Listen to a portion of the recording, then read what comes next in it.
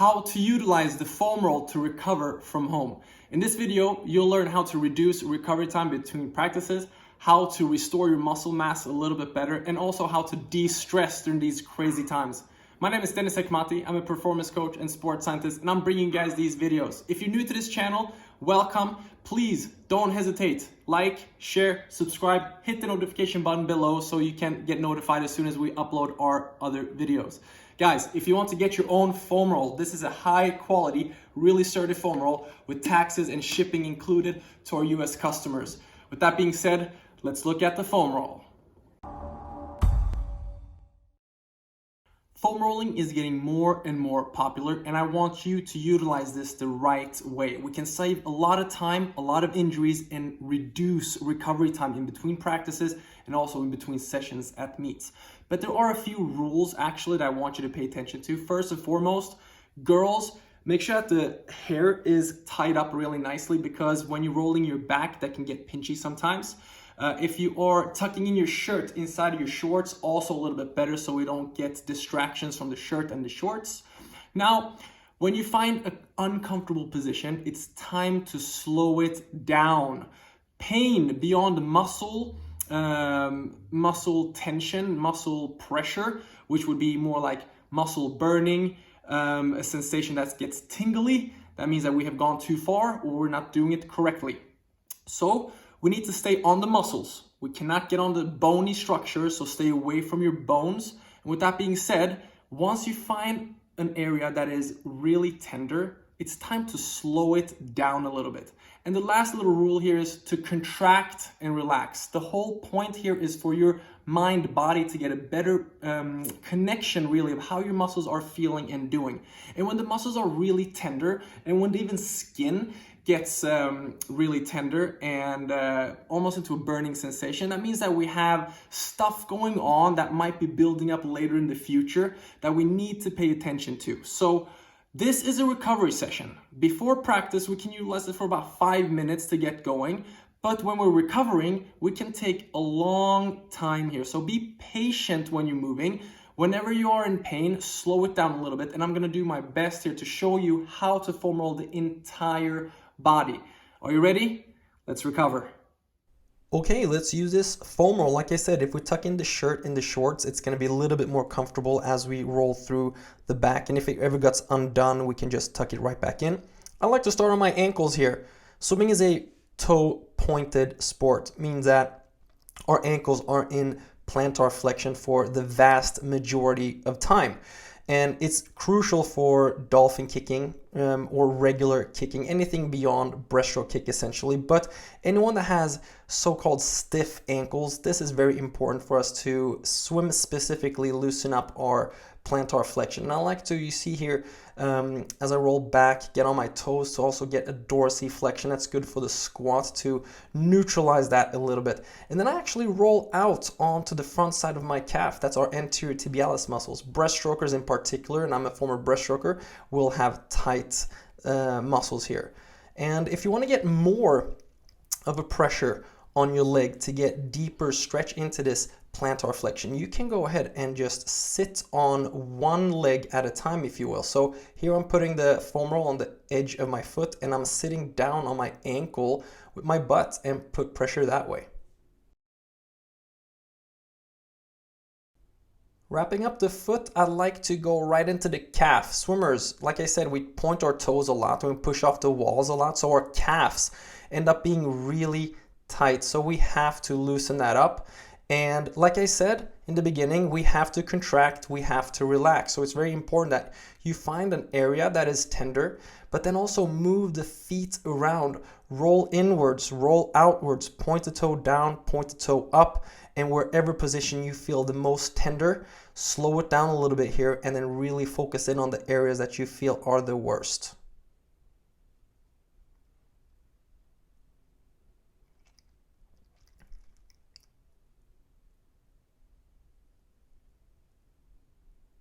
And guys, there is no right or wrong way. I want you guys to position yourself where you are just feeling your body.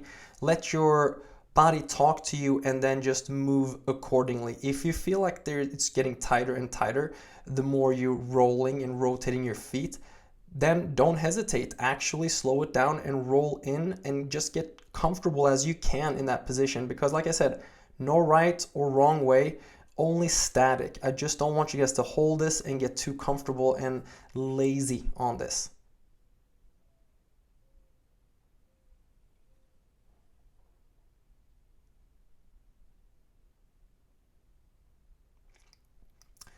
From the calves, I like to transfer over to the hamstring, and I actually don't like rolling the hamstrings that much. And the reason is because I don't get as much pressure. So what I like doing is actually getting it up towards the glute crease where we have the attachment essentially for the hamstring.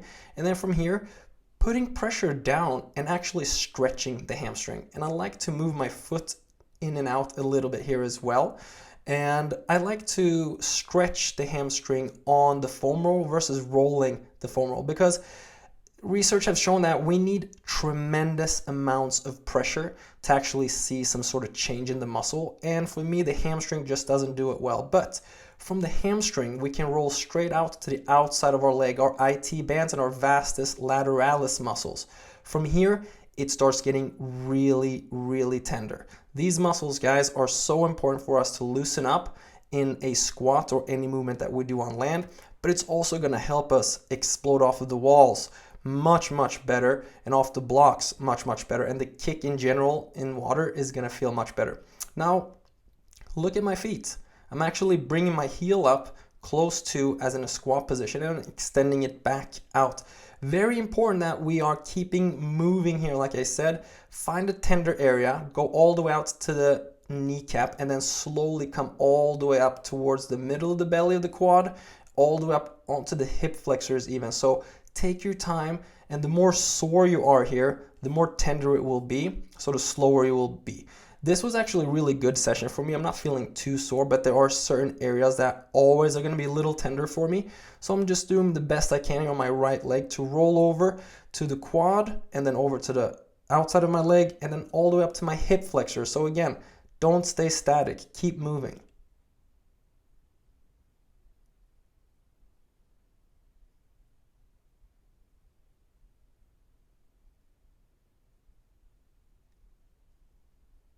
Once you find a really tender spot on the quad, bring your heel up as far as you are comfortable going without arching your lower back. Very important that we always have a little engagement in our abs. Okay, that's going to keep our lower back nice and flat. If we keep moving around and arch or overarch our lower back, it's not going to be very good because we're going to take tension away from the muscles. Because always remember, we want tension. Tension is good.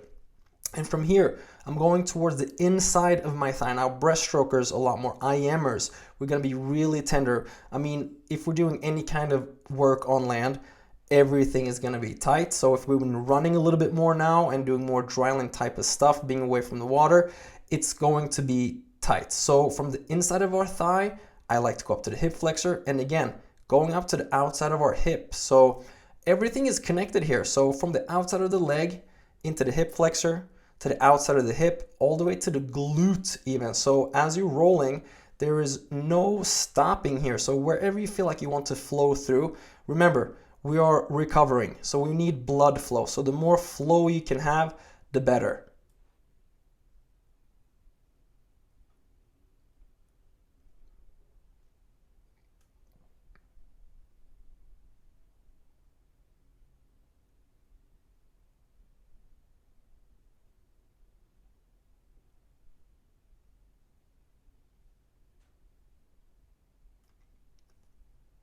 I like to wrap up the leg here once I've gone the outside, the inside, the hip flexors, just to get the glute. And I don't like the glutes too much either. I like to move around. So here is the angle from the other leg now. If we start, essentially, we finish the calf, gonna go back up towards the hamstring area that I don't like too much. So focusing on the outside a little bit more. But I will go back and stretch the hamstring a little bit more. But my left side was a lot more tender today than the right side. So I spent a little bit more time rolling my left foot in and out. And you can tell the internal rotation in this position. And then also a little external rotation from the hip. And as I'm feeling tender, I am going to be bringing my left heel up here in a little bit. but just right now scanning through to see how everything is feeling. But even though I'm not moving my leg, I'm moving everything else, right? So once I have a good spot on the quad, on the belly of my quad, I will be bringing my heel up slowly here.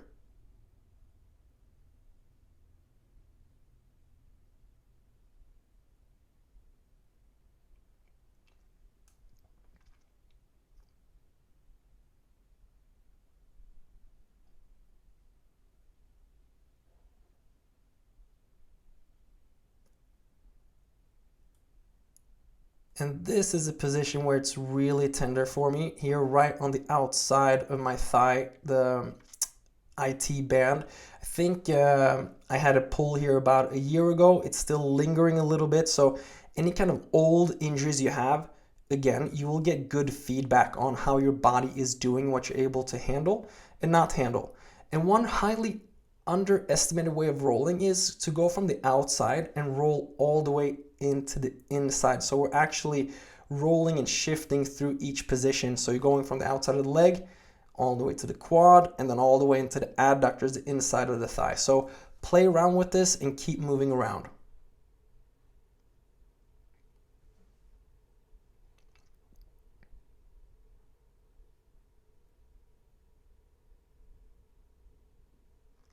And from here you can tell me putting the foam roll on the attachment of the hamstring and getting into a position where I'm feeling comfortable rolling that top part out a little bit, but also stretching the hamstring in this position.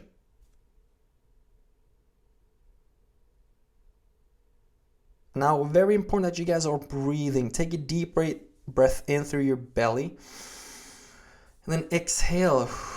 It's super important that you guys are maintaining deep breaths, that we're never holding our breath really, because our breath is going to help us relax. It's going to help us de-stress, and it's going to help our muscles to lose the tension so they can restore back to their normal length.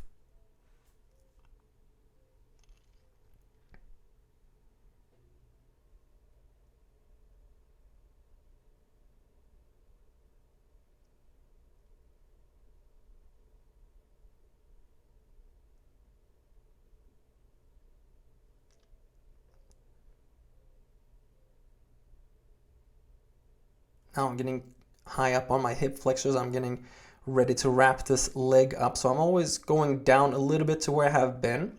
And as I'm wrapping the leg up, that's where I go from the hip flexors out to the outside thigh, back to the hip flexors, back to the adductors, back to the quads if I have to, and then move my way up when I'm feeling that my body is ready and my body wants to go over to the next position. So again, guys, you can be here from 1 minute to 2 minutes, up to 5 minutes per area that you are tender before you move over to the next area. Right now, I'm just showing you really how to flow through this, finishing this one up with our glutes before we're going to move over to our upper body.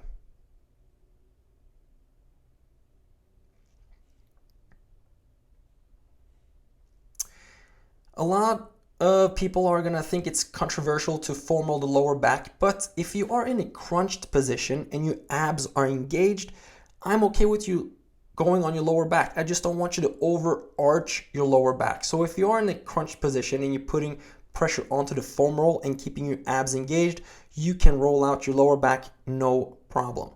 Next, let's roll your neck.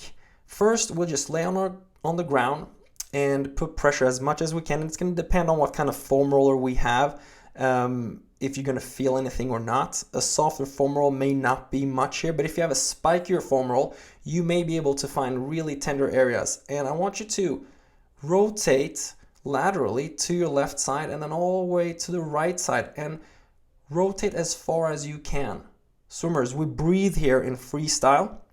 It's very important that we make sure that we have an idea on how the muscles in our neck are feeling. To get more of a pressure, we can lift our hips up. And from there, I tuck my head in and I cup it with my hands. And then from there, I just flex my entire spine and roll all the way out. And this tends to crack my back a few times from my neck down to my middle back. And it's not dangerous. It should be a mild discomfort. It should not be painful again. If you are pulling into a big stretch, you might have gone too far.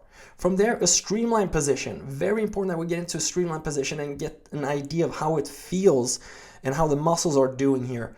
And from here, a thoracic hyperextension where we are lifting our hips up and pushing our back down, and even rocking side to again get as much movement as possible.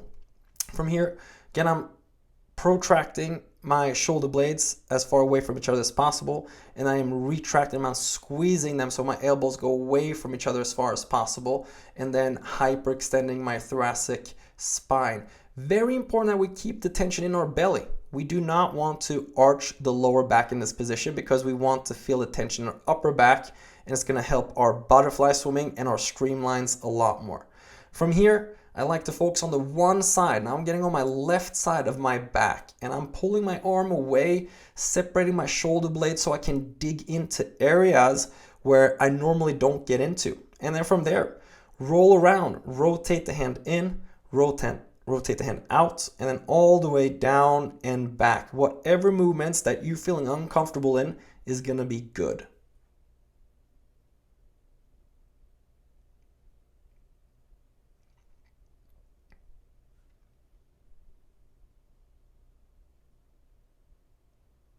And as you can tell, I'm getting onto my lats, very high attachment. This is even the deltoid I'm dabbling on before my hand comes down. And now I'm gonna do some rolls all the way from my lats down to my chest. And I'm gonna take my time. And as you can tell with my fingers, I'm moving myself forward and I'm moving my arm constantly. So I'm getting into a position where my body likes and also doesn't like. But again, it should not be any pinch. It should not be painful. And if we don't have a lot of muscle here, the lats and the chest may not be as appropriate to roll if we're a younger swimmer who don't have as much muscle here.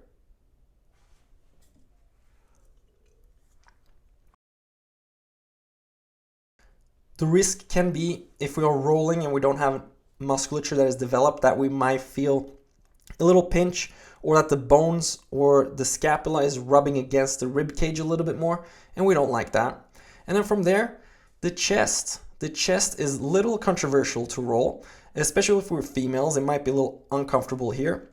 But again, get up on your chest as comfortably as you can and keep moving your arm around. You can actually find your deltoids here as well as your chest. And I'm talking more about the anterior part of your deltoid. They get really, really tight when we swim. So it's important that we do whatever we can do to loosen that up. And contracting and relaxing is key. Never to stay still for more than 5 to 10 seconds and breathing into position before you're finding a different position.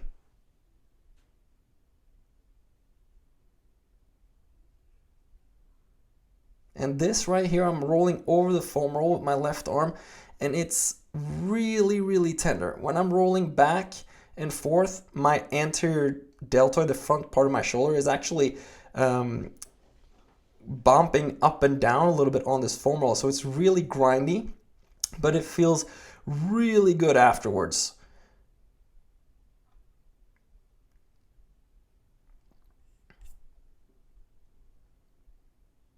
Now I'm switching sides so you get to see how I'm doing it on the right side. Again, first focusing on rolling the one side out. From there, slowly moving over to the lats, and then from the lats, slowly moving over to the chest. And the rib cage, guys, we have muscles within the rib cage, intercostal muscles. They're going to be tough to roll, but the lats go all the way over, so feel free to rub all the way over your rib cage as well, as long as you have a mild discomfort and it's nothing pinchy.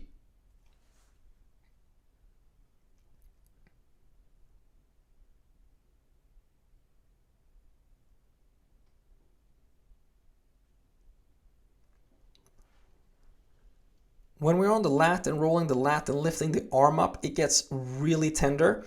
However, if we're really tight, it's going to help restore the body tremendously. The streamlines are going to be much easier. The high elbow catch is going to be much easier. And jumping in the water and training day after day is going to be so much better. So create a good relationship with the foam roll. Keep contracting, keep relaxing, and it's going to make you wonders.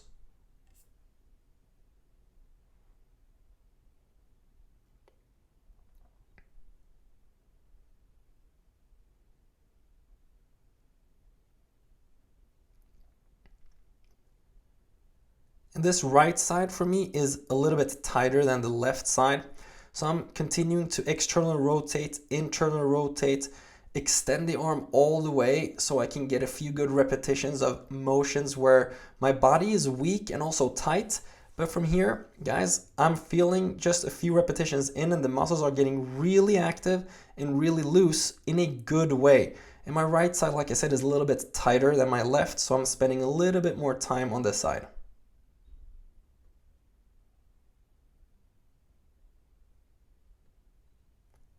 And here's probably one of my favorites again from the lat going into towards the rib cage. From the rib cage, roll down towards the pec and really feel how the body is doing. I mean, when we're swimming, we are doing thousands and thousands of revolutions with our arms constantly. So these muscles naturally get more than tight. Okay, they get so inactive, and we need to do what we can to restore this fully. And the more we do it, the better we're going to feel.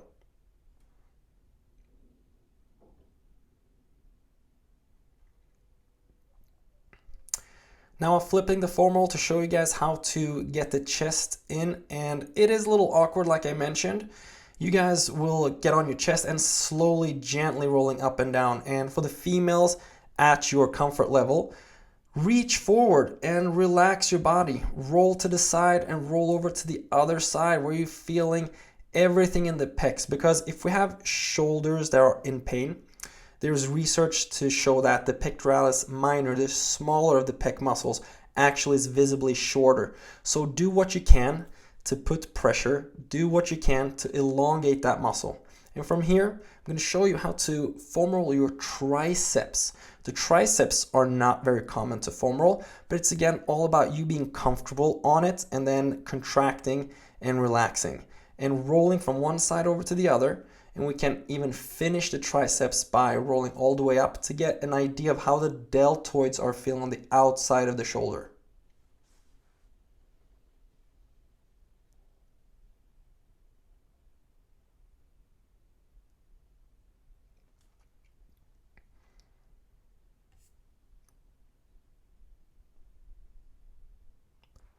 And like I mentioned before, guys, contract, relax, seek pressure on this foam roll. Don't just let this arm hang on the foam roll. We do need to put pressure on it, and we do that by putting pressure with our body weight onto the foam roll. So what I see typically when we're using these foam rolls is that swimmers or athletes in general tend to get really comfortable here and just go through the motions rather than finding the spots that are actually a little bit more tender and tackling them like they mean it.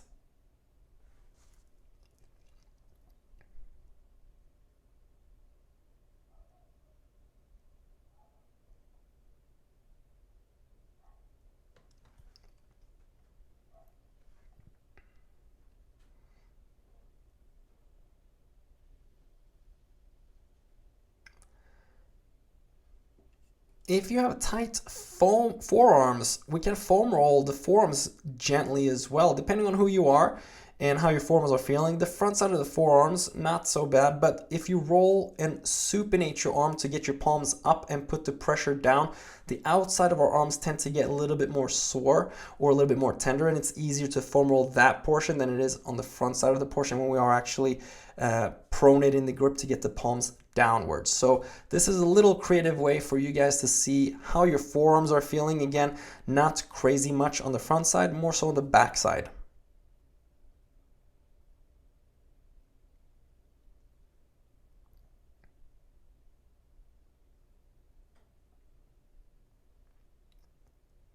And we're about to wrap it up. I like to put this foam roll now just vertical on my spine, and to loosen up, it is a little bit more comfortable if we have a longer foam roll. So I'm cupping my head here to make it a little pillow, if you will. And then from here, I am slowly going to slide out to the one side, slide out to the other side to separate my shoulder blades a little bit to elongate my arms. Guys, the number one variable to swimming speed that is highly correlated to swimming fast is our wingspan. Now, obviously, if we're a taller swimmer, we have longer arms. But if we have really tight muscles in the back and the shoulder blades are not mobile, our wingspan is going to be compromised. So do whatever you can here to get into your shoulder blades in your back, loosen it up, and do what you have to do, really, to restore your body to get much better.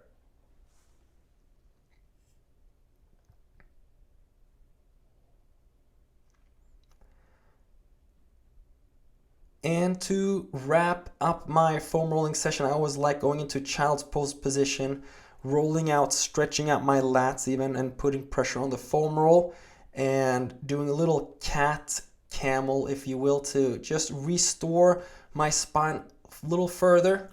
And after this session, I feel like $1,000,000, feel like I'm a new swimmer.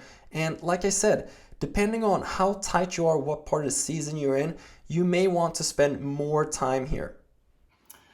Now that is how you foam roll the entire body. If you went through the whole sequence, I'm guaranteed that you just found out something new about your body, something that you did not know what was going on, that you probably will do better job rehabbing in the future coming up. Okay, if you guys like this video, please like, share, subscribe. Next week, we have another challenge of the month coming up. And guys, upload your challenge, the L-sit hold. How long can you hold it? Tag swimmer strength, tag a buddy, and one lucky girl and one lucky guy is gonna win a peanut ball to help restore your posture and your back much better. Guys, I hope you like that. That's a good way of restoring your entire body. I'll see you guys next week.